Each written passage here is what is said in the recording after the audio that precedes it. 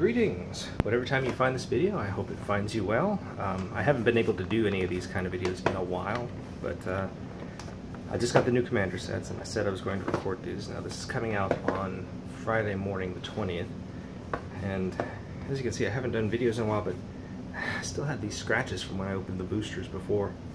It takes me forever to heal. I'm not sure why. But anyway, I was thinking I'd start with the Daxos the Return, Call the Spirits, black and white deck. That'd be good. Now, I'm going to be opening this up from start to finish. Now, if anybody ever wondered how you're supposed to open these up, I'll just kind of go through the method. Now, I'm using an X-Acto knife. These are very sharp. Be very, very careful with these. And what you want to do is you find the edge, very carefully cut down.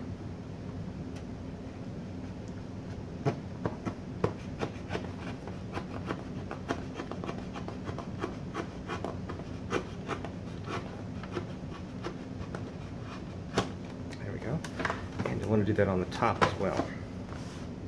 Now be very careful. Now this is a smaller edge. You can see it's actually longer than the blade, so do it at an angle. That's the safest way you can do it.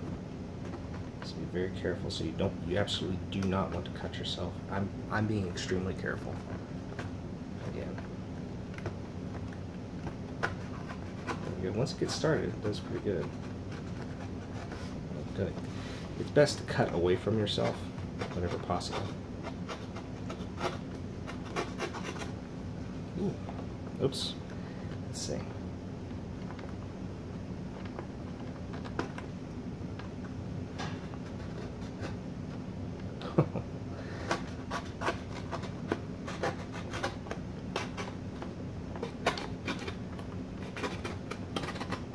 Alright.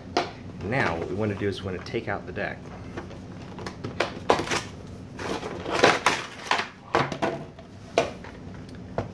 There we go. Alright, so Daxos is the actual commander of choice. You get the oversized card of Daxos. I like these oversized cards. It's interesting though, you don't have the same color background for the Magic logo, and you're missing the Deckmaster with the misprint, little blue streak at the bottom. But here's the deck. We open it up. It has a lot of different things in store. Now, I haven't looked at the list extensively, so I can't tell you all the interesting things that are going to be available. This is interesting though. This is a plastic container. It's unusual for this. You can actually set 2 decks in this if you needed to. But I think it's interesting that you have a plastic container now instead of the usual cardboard container. But that's recyclable, same as anything else. We have our commander layout. This thing is huge, and it's a functional playmat in my opinion. Daxos, we have Karloff of the Ghost Council. Of all kinds of different things, but you'll be able to see this when you open it. So what this video is mostly going to be about is I just take the cards out and talk to you about what kind of decks they work in, what their strategies are, and where you're going to find them, or even other things you can do with the cards. You know, I'm not here to tell you what cards to play. No, I think you should be able to figure out what kind of strategy you want to play. I'm just telling you what the cards do because I want you to have options. I want you to know what your options are, not what you have to do. I think that's the best way to approach teaching Magic the Gathering. Or at the very least, if you're going to have a discussion about Magic the Gathering, don't tell people what they have to do. Tell people what they could do if they want. Anyway, so we got a bunch of different tokens. Gold counter on the back of a knight. We have experience counter, and on the back of the experience counter is another experience counter because you only ever need one. Still, it feels really odd. Also, it's a 000. Neat. There's 24 tokens in the deck. Apparently, there's spirits and zombies, knights, cats. All right. And now we're actually going to get into what is essentially a Weenie Envy video. These are different cards that do amazing things. Now, if we return to Theros, which we should, this will most likely be reprinted. It's not overpowered, but it is interesting because it says more than one player. Also, because it was recently revealed that the Oath of the Gatewatch is going to be a set that's designed to be much more fun when played with two-headed giant, which of course is not just one player. It's player versus player. It's actually, in most cases, two players versus two players. That's two-headed giant. So, this is also a neat card because it doesn't say number of opponents who control more lands than you. It's the number of players who control more lands than you. So this would work with your opponent's cards. And also your ally, your other head for the two-headed giant. Anyway, when it enters the battlefield, search your library for up to X plains cards, where X is the number of players who control more lands than you. Reveal those cards and put them into your hand, then shuffle your library. This could net you as many as 3 plains cards on your third turn, because you can play this. In a 40% ratio, most players will get 3 lands in 3 turns. So on your second turn, you get out your land, you don't play this. On your third turn, but when everyone's played a third land, on your third turn, it comes back down to you. You cast this, get those plains cards, and then I think the autofocus is messing up. Okay, that's bad. Anyway, what I'm trying to say is, you play this before you play a land on your third turn, and that's extremely important. Play this before you play your third land, and you get those extra cards in your hand. Underworld Coinsmith is a reprint. Burnished Heart is an excellent card, belongs in just about every commander deck, and if the Oath of the Gatewatch spoilers are true, perhaps even in a colorless commander deck you'll be able to play these now. Dawnglare Invoker, an excellent control card, taps all creatures target player controls, beautiful in execution. Ghost Blade Eidolon gives double strike, has double strike, core sanctifiers. Monk Idealist returns enchantments, excellent with Daxos' ability. Corpse Augur, interesting card. Dread Bringer Lampads, yeah. Herald of the Host, Flying Vigilance, Myriad. Now Myriad is the ability that in a multiplayer game, whenever it attacks, let's see, whenever this creature attacks for each opponent other than defending player, you may put a token that's a copy of this creature onto the battlefield tapped and attacking that player or planeswalker creature controls. Now it's interesting because it always puts the token in tapped, which is weird because this has vigilance, but you exile the tokens at end of combat. If you have an effect that could sacrifice creatures at instant speed, like say from an artifact or an enchantment, you could actually sacrifice those tokens to something else, like Altar's Reap, before they have to be exiled at end of combat. Say they get blocked and they're not going to deal damage anyway, not going to do anything worth any actual effort, you just sacrifice it to some other effect to gain some kind of a bonus, which is really neat. But it also comes into play with abilities like with Soul Shepherd, or I'm sorry, Soul Warden and Soul's Attendant. Interesting card. Banshee of the Dread Choir, the black Myriad card. When it deals damage to a player, that player discards a card. Thief of Blood, excellent against cards that use lots of tokens, like for example, Marath, Will of the Wild, a really good counter for Gavik or Spores, all kinds of different things that it can do very well against. Let's see. Sandstone Oracle, 7 for 4/4 flying. When it enters the battlefield, choose an opponent. If that player has more cards in hand than you, draw cards equal to the difference. So this card can actually help you keep balance to the game. Interesting. 4/4 for 7 flying. Platinum Angel it isn't, but you could get as many as 4 or 5. Even, gosh, if your opponent's playing Consecrated Sphinx, you might just deck them. Soul Ring, Wayfarer's Bauble, excellent card to include in this set. I'm surprised the Myriad Landscape, I don't think it was reprinted in this. Lightning Greaves is reprinted. Orzhov Signet.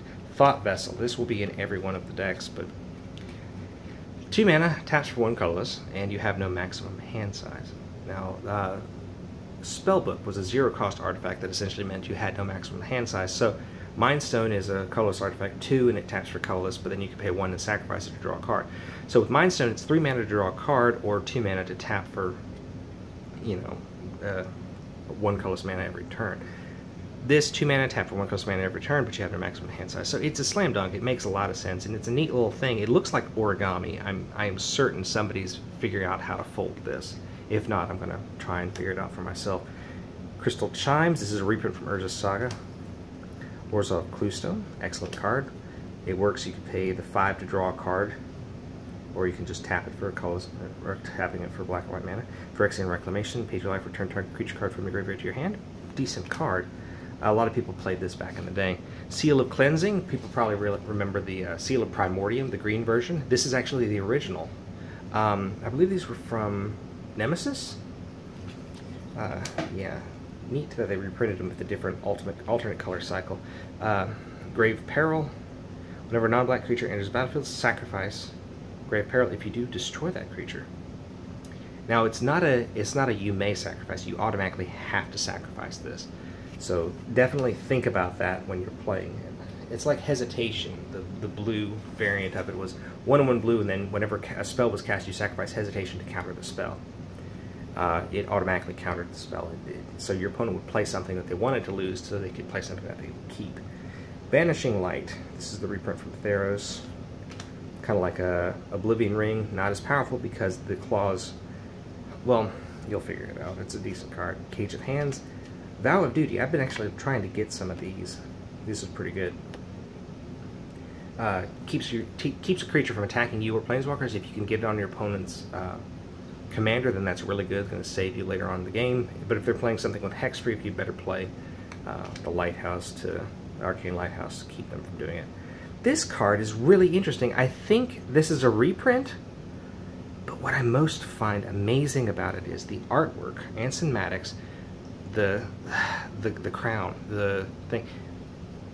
There's an old card called Fallen Angel. I believe Anson Maddox did the original artwork on it. But look it up. I think this is signifying the Fallen Angel, and I also think this might be showing up in Shadows over Innistrad. It's a decent card.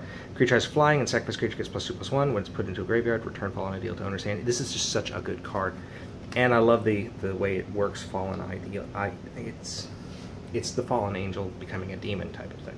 That's what the horns signify. Seal of Doom. This is a definite reprint from Nemesis. Vow of Malice. This is the other version of the other Vow. Aura of Silence from Weatherlight reprint. And here we have Daxos. Whenever you cast an enchantment spell, you get an experience counter, and then 2/2 for 3.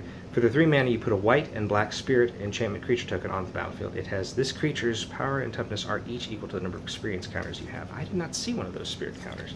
It must be somewhere in here. Are they on the other side? There they are. You only get 2. That's kind of strange. Yeah, there they are. This creature's power and toughness are each equal to the number of experience counters you have. And it is an enchantment for where that matters. Now, if somebody plays Opal Essence, that would kill them because that would change their power and toughness to instead equal their casting cost. And I believe, because it's the latest timestamp, that would kill them and overrule their ability. But I don't know. Probably have to talk to an expert about that kind of thing. Hello, Karloff. Hello. How are you doing, Karloff? Does this camera make my butt look big? Yes, Karloff, it does. Excellent. Okay. Whenever you gain life, you put 2 +1/+1 counters on Karloff of the Ghost Council. He starts off as a 2/2 creature for just 2 mana. This is an excellent Weenie Envy creature. This would go very well for tiny leaders, and this would work very well for just regular commander as a good choice, but it would work in any kind of deck with life gain. It plays those 2 colors. This could work in Sidri, this could work in Gave, this could work in so many different things. But anyway, whenever you gain life, you put 2 +1/+1 counters. So immediately, I mean, you could play the lifelands from Khans of Tarkir block, and as soon as you put one in play, you gain a life, and suddenly he's now a 4/4 to swing out with. But his second ability is you may pay 1 black and 1 white and remove 6 counters to exile target creature. That's incredible. He is a built-in, I mean, he stops blockers, but to do so, he basically loses 6 counters. So that's 6 damage you're not going to deal to. But which is better, taking that creature's damage or removing the 6 counters, you know. Then you have Talisa, Big Talisa from the Dragon's Maze. She has vigilance and protection from creatures, and whenever a creature deals combat damage to you, you destroy that creature and put a 1/1 white and black spirit creature token with flying. Her effect is fantastic. It's like No Mercy from Urza's Saga. The creature deals damage to you, then that creature is destroyed, and then you get the counter. I'm sorry, you get the +1/+1. I'm sorry, you get the 1/1 flyer. It's just amazing. Now, Bastion Protector is an excellent card that should be in Weenie Envy. It's 3 mana for a 3/3 creature. Commander creatures you control get +2/+2 and have indestructible. So, if you were playing Karloff with Bastion Protector, he would immediately be a 5/5. I'm sorry, he would immediately be a 4/4, sorry, and have indestructible. There's just so many good things going on with these combos. Now, talked about the enchantments and how we didn't have Oblivion, and now we have Grasp of Fate. When it enters the battlefield, for each opponent, exile up to one target non-land permanent that player controls until Grasp of Fate leaves the battlefield. This effect means that you get a really good card advantage. What will happen essentially is for each of the players, basically for each opponent that you're playing against, you can get rid of more than one permanent on the battlefield by just... Well, it's actually the reason why Sylvan Primordial was deemed too powerful, although with Sylvan Primordial you destroyed a non-creature permanent and you got a land, which is a 2-for-1. I mean, it is a good card. I admit that it's a good card, but I wish they hadn't gotten banned. Shielded by Faith. Enchanted creature has indestructible. Whenever a creature is battlefield, you may attach Shielded by Faith to that creature. You can attach this to your opponent's creatures if you're trying to look for some sort of a political advantage from them. Daxos' Torment, 4 mana, enchantment, Constellation. When it or another enchantment enters the battlefield, it becomes a 5/5 demon creature with flying and haste in addition to its other types. So it becomes a 5/5 enchantment creature demon, which can immediately attack. So you put it into play, Constellation triggers, and you can swing out with it. Now, the other thing is whenever another enchantment enters the battlefield, Daxos' Torment becomes a 5/5 demon creature. Now, Daxos the Return reads that you may pay the 3, put a white and black spirit creature token with its power is equal to the number of experience counters you have. Even if you have 0 experience counters, which you shouldn't, but even if you did, for whatever reason, like if you got this out before you cast Daxos, you could still activate the ability to put out the spirit token. It would immediately die, but it was an enchantment that entered the battlefield before it was dead. So that would trigger the Torment and would trigger Constellation. That's what most people might not realize, is even if you have no experience counters, you could still put those out to trigger Constellation effects. Now, if that's experience counters for whatever reason, if somebody like named Nevermore and you weren't able to cast Daxos. Now we have the confluences. You have Righteous Confluence, 5 mana sorcery. You choose 3 and you can choose the same mode more than once. Put a 2/2 white knight creature token with vigilance onto the battlefield, or exile target enchantment, or gain 5 life. So you can gain 15 life for the 5 mana. You can put 3 white knight creatures onto the battlefield with vigilance, or you can exile 3 target enchantments. That's a fantastic ability. Exiling enchantments is really powerful. I play Perforos. I play a lot of different decks that use the enchantment gods, not necessarily as commanders, just in the decks. So I could understand playing this just to exile. You get a card advantage that way, which white doesn't normally get to do, except for board wipes. Deadly Tempest, speaking of board wipes, destroys all creatures, and each player loses life equal to the number of creatures he or she controlled that were destroyed this way. So if you have a sacrifice outlet, you could sacrifice all of your creatures before casting this. Mace Enchantress, a reprint. I believe this is from Planar Chaos. I believe that's how that worked. Might have been reprinted since then. Night Howler. It's a very good card. It's like a Lurgoyf that you can enchant onto something else. Fate Unraveler. Whenever an opponent draws a card, it deals 1 damage to that player. Excellent card in multiplayer. Johnny's Chosen. I believe this was reprinted in M12, maybe M13. Doomwake Giant, another constellation. For that effect, then, you could essentially use Daxos' ability several times in one turn to give -1/-1 over and over. Celestial Ancient. Whenever you cast a enchantment, put +++ counter on each creature you control. Kind of like an Archangel of Thune. A little bit Celestial Archon, excellent card, Treasury Throw. Silent Sentinel. Yeah. Whenever it attacks, you return target enchantment card from the graveyard to the battlefield. Nice. Underworld Connections. Nice. Karmic Justice. Whenever a spell or ability an opponent controls destroys a non-creature permanent you control, you may destroy target permanent that opponent controls. Which is interesting because you could use this to destroy their lands. Just throwing that out there. Phyrexian Arena. Marshal's Anthem. Dictator Heliod. Sigil of the Empty Throne. Black Market. This is a reprint from Urza's... Oh no, Mercadian Masks, I believe. Whenever a creature dies, put a charge counter on it. At the beginning of your pre-combat main phase, add 1 black mana to your mana pool for each charge counter on Black Market. This is an excellent card. This was actually around... Don't know if those of you watching remember Mana Burn, but that was the drawback of this card, was if you had nothing to cast, you would be taking Mana Burn from that mana. Mana Burn is, of course, gone. So, this becomes a much, much more powerful card. Another card along the lines of this is Vault of Shadows. I believe that's the name of it. It's, I believe, 5 to get out, but then it's like 7, tap, and destroy target creature and put a charge counter on it, and then at the beginning of pre-combat, you add black mana for each charge counter on it. So the activation cost becomes less and less. Might have the wrong name on that. Necromancer's Covenant. When it enters the battlefield, exile all creature cards from target player's graveyard, then put a 2/2 black zombie creature onto the battlefield for each card exiled this way. Zombie creatures you control have lifelink. Actually, it's zombies you control have lifelink. I wonder if there are any zombie tribal cards that deal damage. Interesting. But, that's interesting. It's 6 mana, gives all your zombies lifelink, and you could suddenly come back from board wipe very easily. Ancient Craving, 4 mana, draw 3 cards, lose 3 life. I'm going to set that aside for a moment. Guild, 4 mana, exile target creature, and put a colorless artifact token named Gold onto the battlefield. It has sacrifice this artifact, add 1 mana of any color to your mana pool. This is exile creature removal in black. That's pretty cool. Open the Vaults. This is a reprint. Return all artifacts and enchantment cards from all graveyards to the battlefield under their owner's control. This, with Constellation, could be really, really interesting, really, really powerful. Death Grasp. I don't know why they didn't put Exsanguinate in, but this can target creatures, so there's that. Dawn to Dusk. Choose one or both. Return target enchantment card from your graveyard to your hand. Destroy target enchantment. This is from Theros. In fact, that's Heliod right there. Makes you wonder. Bunch of lands here. But we don't want to skip anything that might be interesting. There we go. We got Vivid Marsh, Vivid Meadow, Barren Moor, Command Tower, Evolving Wilds, Ghost Quarter, New Benalia, Orzhov Basilica, Orzhov Guildgate, Rogue's Pass, Scarred Barrens. This is the reprint from. This is from Khans of Tarkir. Secluded Steppe, Tainted Field, decent card, Terramorphic Expanse, and Temple of the False God. So that is the contents of Daxos the Return deck, Call the Spirits. And yeah, I pulled out a few cards to talk about the different things that they could do. But in any case, I hope you enjoyed the video.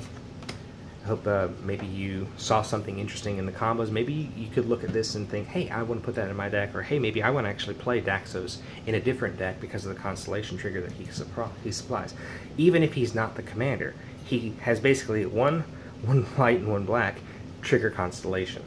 Pretty fantastic. Eidolon of Blossoms with Daxos the Return just in the deck, not as the commander.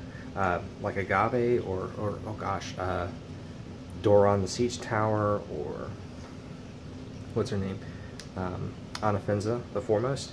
All with those abilities, you could still trigger Daxos to trigger Constellation abilities. Just throwing that out there. Again, I hope you enjoyed the video, and I hope you're having a wonderful morning, a wonderful afternoon, and or a wonderful evening. And I hope tomorrow is even better. Take care, everybody.